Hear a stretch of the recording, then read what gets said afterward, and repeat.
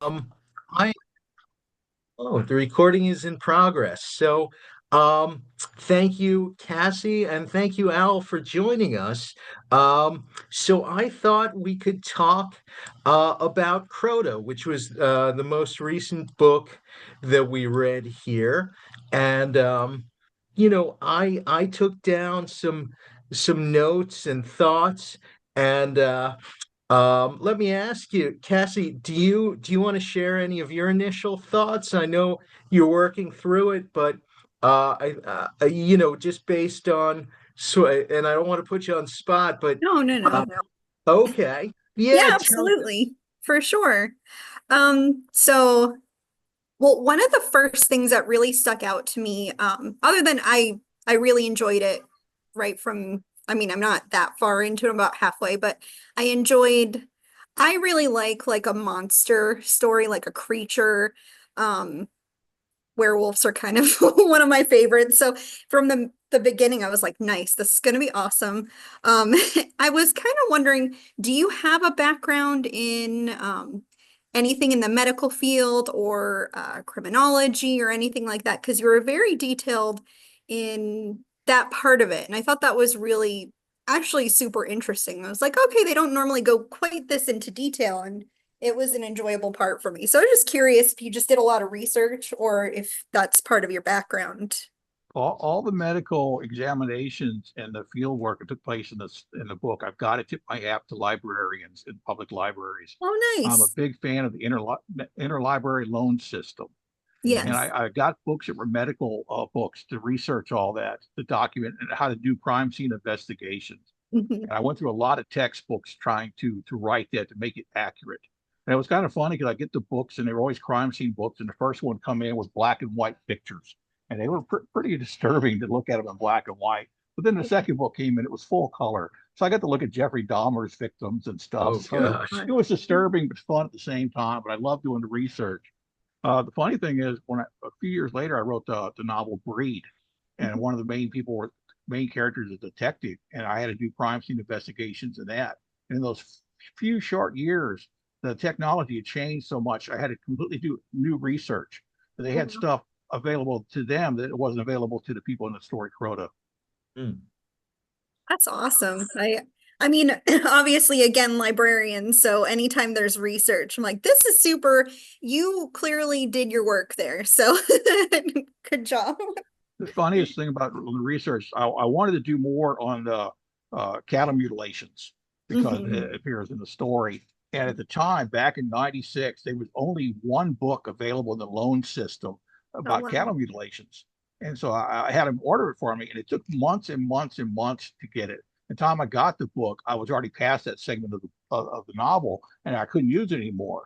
And the one book I received was a book that was from a deputy sheriff. It looked like he put it together himself, Oh and there my was God. handwritten Wow. notes in it. It was the only book available in the whole country, cattle mutilation, and but the library got it for me. That's awesome.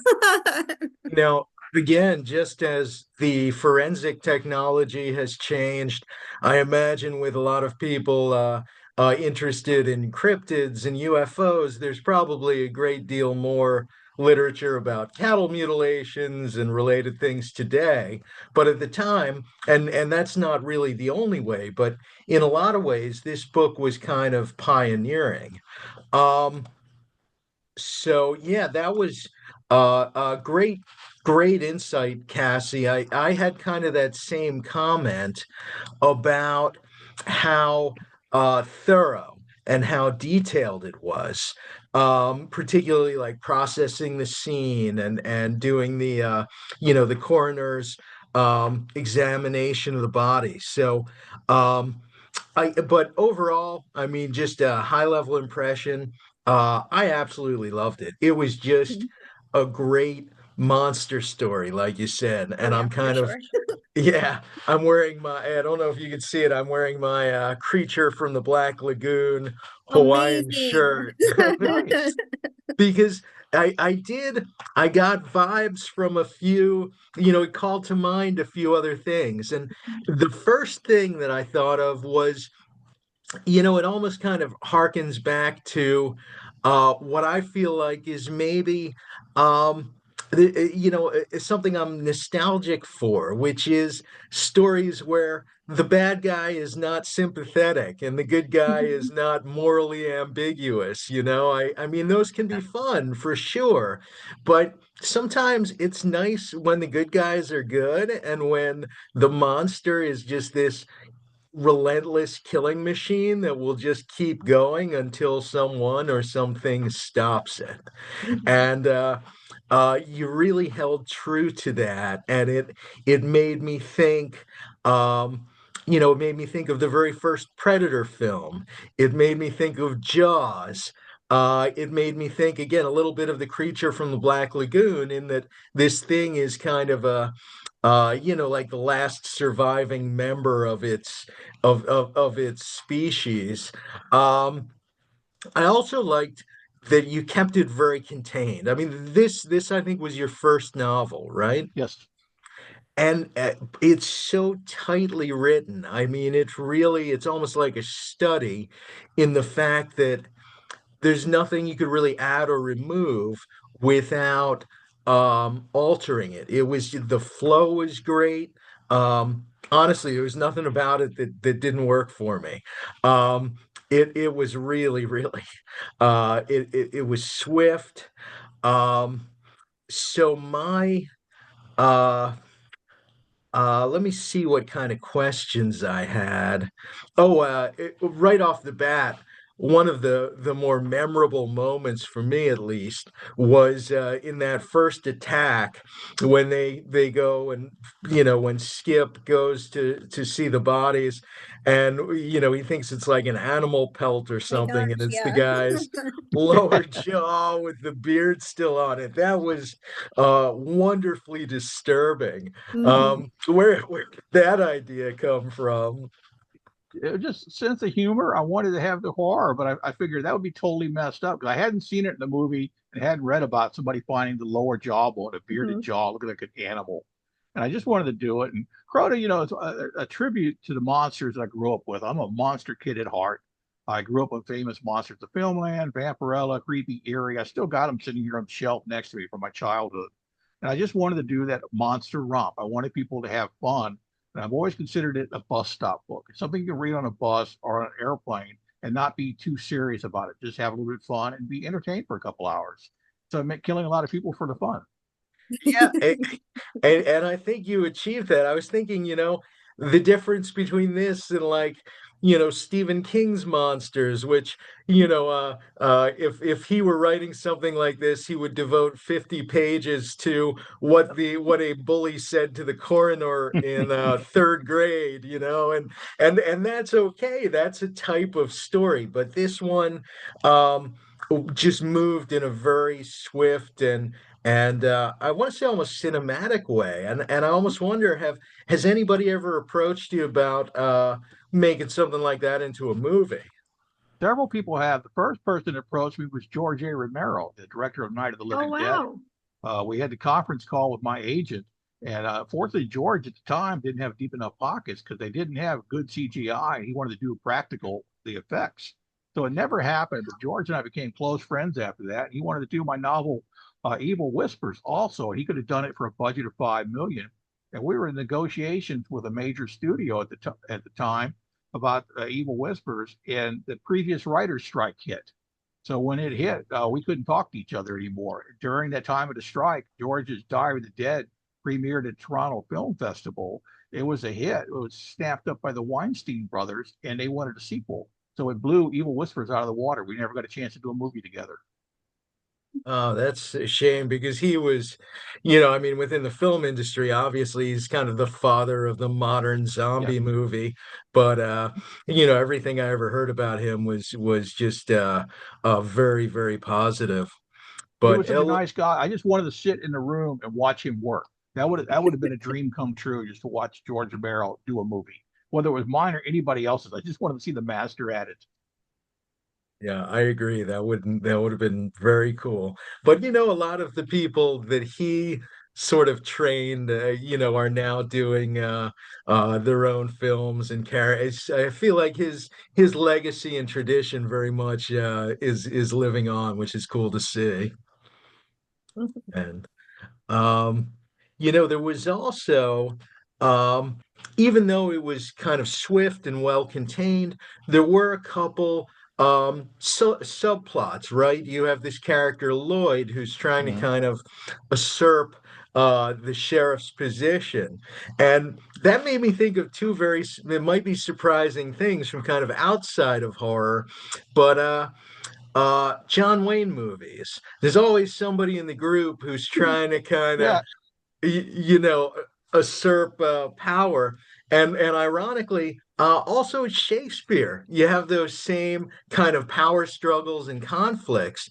Um, and I'm wondering, if any of those were sort of motivations or what else you drew on not only for that but in creating Crota. I mean, you mentioned some of the classic monster movies. Were there some in specifically that were sort of front of mind for you? Nothing specific. I mean, Crota was inspired by a real incident in my life during the summer of '73.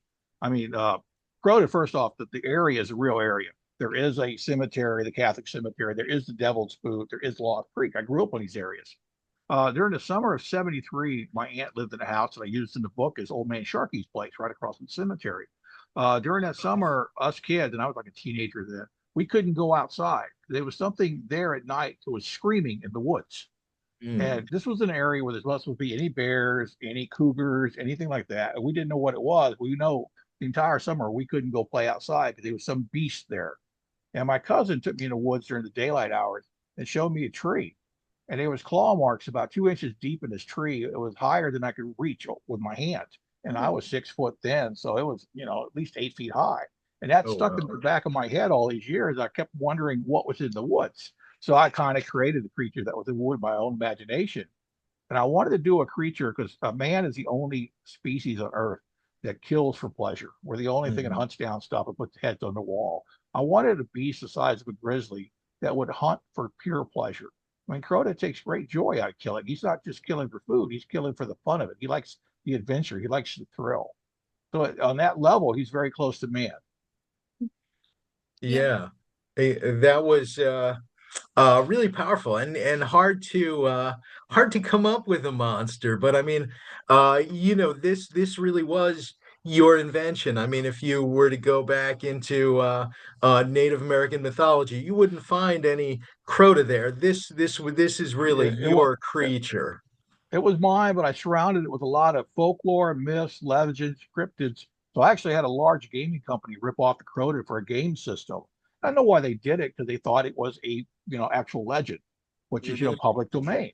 And I can't sue them because they got billions of dollars in the bank and I don't. But I actually had two people come up to me in a powwow in North Florida and ask me about the Crota. And they said, did I make it up or was it real? And I asked them why. They said because we saw it. I was like, whoa, whoa, you saw the Crota? He said, yeah, we were in Ocala National Forest and we saw the Crota and we saw it walking around. And I'm like, you saw it. And she like, well, we kind of felt its presence. I'm like, okay, you felt it. And it broke my heart to tell these folks that, no, I made it up. But I quickly turned around and said, there's reports of skunk apes in the Ocala National Oh, yeah. Forest. So maybe you saw a skunk ape. Right. But they actually thought the monster was real. Well, and that was immediately what I thought of. I thought was, this is very much how cryptids, get started, right? I mean, which is not to say that, some cryptids may not be real or have some basis in reality, but it's amazing to, as someone who created that, to have people come to you and say, "Oh yeah, I saw that thing in the wild." I actually had a man in Jacksonville. His truck broke down one dark, lonely night on a little road out there, and he had the hood up. He was working on the engine, and he said the crickets died in the woods around him. And he ran and jumped in the truck and locked the door because he just read Crota and he thought the monster had him. Oh no. Wow. He said the Yeah, noise if I stopped. He was sure it was it. The crickets quit chirping. He thought the monster was there. Yeah, I got to tell you, if I broke down on a road late at night, that would not be my choice of reading material. But um, I wanted to ask you, going back to subplots, there's also and we talked a little bit about this just briefly before I started the recording, but there's kind of a what I felt was this was an important moment in the story where Skip sort of acknowledges what his grandmother's spirit is trying to tell him, and he finds that hidden wall in the attic, and he finds um, these weapons that, unlike modern technological weapons, these sort of spiritually imbued weapons can actually harm it. And I felt like when he took hold of that, in some ways, that was very symbolic of also kind of reclaiming his own heritage. And I'm wondering, to what extent that kind of parallels your own story. Oh, well, I was lucky enough. I've always had knowledge of my heritage growing up. Mm, When I was in school and stuff, I didn't really say a lot about other kids because, I was in a small town. I was in the country, actually, there's nobody around. The closest town where I was bused to for school had a population of 1,200. It was so small, there was one four-way stop sign. So there was nobody to talk about, heritage stuff. But when my grandmother would talk about it to other people, they thought she was nuts. So, it's kind of like, wasn't reconnecting with it, but being more open with things. But my mhm. my sons and I, been attending powwows for forever and going to events and doing, I've been through sweat lodges and all the ceremonies in most of the ceremony, I can't say all, most of the ceremonies in the book I've actually been through myself. So I was able to describe them. The one that takes place out west, I'm not gonna, I know that everybody's not finished the story, so I'm not gonna go into detail. The one that takes place out on the Lakota Reservation, I've never been to, but people who have actually participated in that ceremony told me about it. And I was, a lot of people sharing their information and their education with me, and with permission, using stuff that I put in the book. Yeah. And it's been very cool to me as an author to learn about a lot of this mythology and to see some of these ideas um, filter into sort of public consciousness, I think, more often, not just yourself, but you got folks like Stephen Graham Jones. And, there's an anthology that I just read recently called Never Whistle at Night, which would just blew my mind. Really, really great authors in there. In fact, I want to say, is Rebecca Roanhorse who we mentioned? I don't know if she has a story in there. She may be in there. I was Oh, actually she invited. does. Yeah. I was invited to be in there, and I had sent in the story to Shane Hawk, and I feel bad, still feel bad about this. I pulled it back. The Okay. reason is the story was a very isolated incident where the person's out by himself. I had another anthology to write for at the time called Isolation. And the Hmm. story, as I wrote it, I realized it would work perfectly for isolation. So I pulled it back from Shane, said, and plus they were kind of slow on getting the contract to me. And I was like, all right, I kind of like, okay, Shane, we're not going to do this. And I was, put it over there. But Shane did a fantastic job with that anthology. And I've heard there's going to be a follow up to it. Oh, Oh, So cool. keep that's your eyes out for awesome. that. Yeah, I really hope so because I really enjoyed that. And yeah, let me see if I had any other questions or thoughts. Oh, well, the underground city. What a great setting. And again, I haven't read Robert R. McCammon's work in maybe like 30 years. But, with the underground tunnels and stuff, it brought me back to like Stinger. I And love Stinger. yeah, just a great, great story. And even a little bit of I was thinking They Thirst, where they're fighting these vampires kind of in the sewers under LA, which is but what a very cool setting and unexpected being kind of in the heartland, right? Yeah, and that was my tip off to Lovecraft because he always had the ancient cities that got discovered that nobody knows anything about. And Andre Norton was big on in her science fiction, always having a lost city. And it was kind of my tip to both of those. And I was friends with Andre, and I wanted to put a lost city kind of like complimenting her because I was raised on her book. I was raised on Lovecraft and Norton. So yeah, I had to have a lost city in there. And ironically, after the books come out in recent times, they found a cave in that area that I wrote about, and it's covered with pictographs and stuff from the Indian tribes. So there's a whole big debate about who actually owns it now because it's on a farmer's land. and they've Sure. got it sealed off. People can't go in there, but it's got all these ancient writings and stuff. I said, well, now if they find an altar and some creature down there, it'd be perfect. Yeah. And really a fun um just a great setting for sort of this thing to be picking off these people down there. And I do want to mention, so apparently I'm on the cheapy version of Zoom here, so it's probably going to cut us off in about 9 minutes. But Okay. you know, in terms of actually creating the story, like we said, this was a first novel. Um, how long did it take you? How many revisions? Talk to me about the process and how you went about it. Probably took longer than most of my books because of the rewrites. I did about 5 rewrites on it. Probably Okay. took me 2 years to write it. I've done books as quick as 4 months. My average length is about 9 months. But it was kind of I was learning my way as I went. Hmm. Like what I said, Andre Norton inspired me. She actually was one of the ones that read it when I first finished it. And I was kind of like Wow. apologetic because she doesn't read terror. She doesn't read the scary stuff. She always has, fantasy, science fiction, and has nice cats in her stories. So I was like, please. And she wanted to read it. I was like, okay, Andre, I warned you. And she loved it, which was surprised me. She even gave me a quote. But yeah, 2 years steady. And of course, that includes the research I had to do. I Right. did a lot with the cryptozoology stuff, put it in there. So I wanted to make it believable. Mark Muncy, a fellow writer who does Erie, Florida, has done Hmm. several books on weird stuff. He liked the book when he first started out. He said claims that helped him, one of the inspirations for him to do his stuff. So I wrote a book Okay. with a fake monster based on cryptozoology that inspired a guy who does books about cryptozoology that I read now to do my other stuff. Yeah, and I've had the pleasure of meeting Mark because my own work is kind of in that weird, quirky, offbeat travel, which Florida, I have to say, I can imagine no better place. If you want to write about weird places and people, like this is it. I always say I'm going to leave Florida, and I always come really close to doing it. But then I find some other weird legend or some weird fact that keeps me here. Because Florida does have an endless supply of ideas for stories.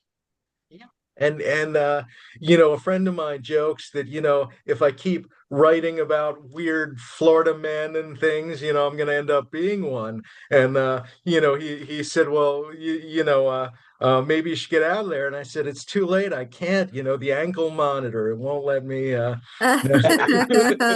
Yeah, we're all stuck. right. But let me also ask you, I mean, so maybe who knows? Maybe one day someone will option it for film. In the meantime, uh have you ever revisited Crota? I mean, is it really the last of its species? Are there others? Are there prequels or other stories that reference him? Do we see him again, you think? I got so many people want me to bring them back, and I even have some chapters I took out of the book that involve Katie, Skip's wife, that I didn't put in the book. I didn't really forward the story, but it was some great stuff with her. So I got, yeah, people want me to do it. You don't know what's down in that city. That thing might have had eggs. It might be hermaphrodites. It might, Right. it might have little offsprings. There's so many possibilities. I'm like, yeah, I would love to do another Crota story. I feel like there's definitely, particularly with the city and some of the pictographs and some of the images there that we get a glimpse of. It gives us a feel, but maybe there's more story there. I had a fight to keep that city in with the first agent I had, and he wanted me to take it out. Just wanted caves. I said no, I got to have the city. And in fact, I left the agency because of that, because they did not want he did not want the city to be in there. He didn't think it was appropriate. He just wanted some scary caves. I said no, we got to have the city. That's too much fun.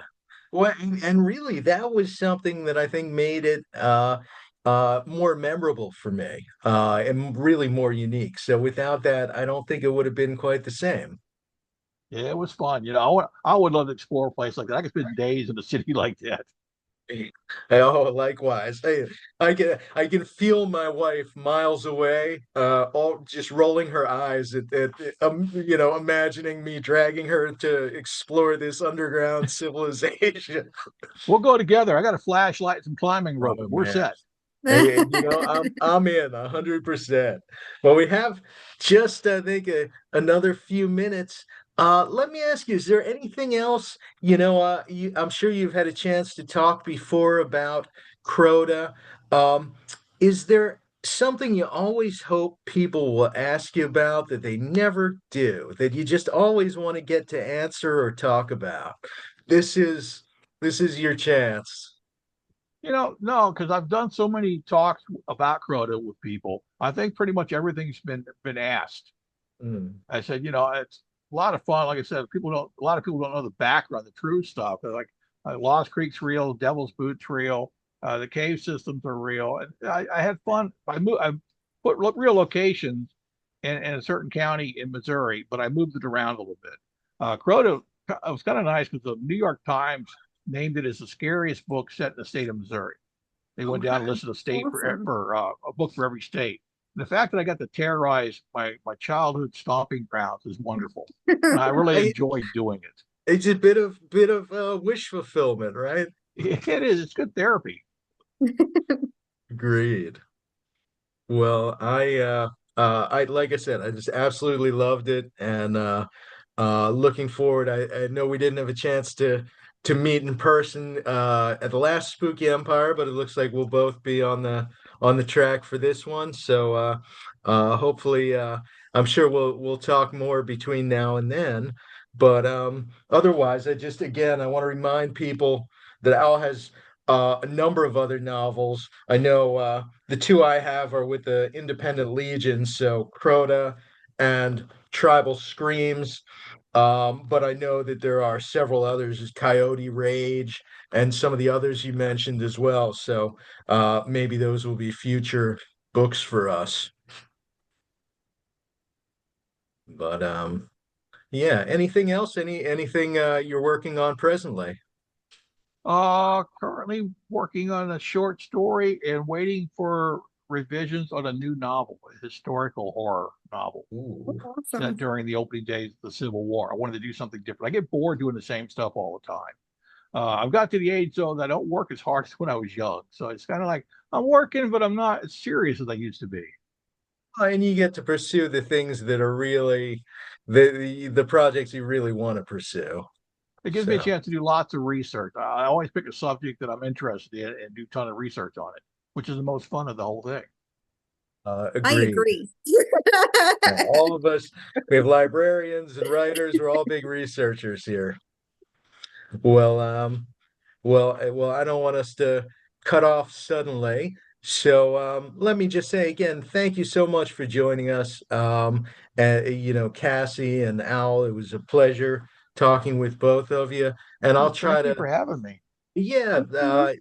anytime, please. You're welcome to join us, and I'm hoping that we'll have many other authors to talk about.